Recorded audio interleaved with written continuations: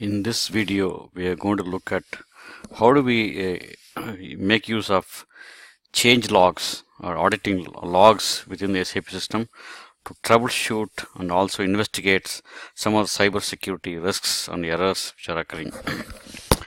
So today we are going to look at transaction SCDO. Okay, so this is basically enabling change documents in SAP system. So if you look at what are different options available for us, what are different types of change documents we can enable. So there are 180 change documents.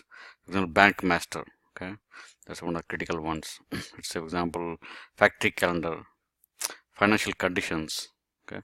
So these are all the change documents which are available for us to monitor and enable changes, okay. So for example, user change document, central user administration. Okay, so let's say, for example, we go ahead and look for bank changes, right? Okay, click on bank. So it's display. So so these are the different options available. What can be by default, for example, deletion, initial values, insert. So all these values can be enabled or disabled based on your customization. Okay.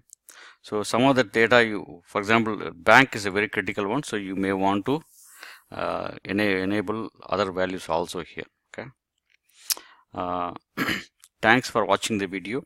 Please click on the link below to watch this SAP Cybersecurity webinar. Thank you.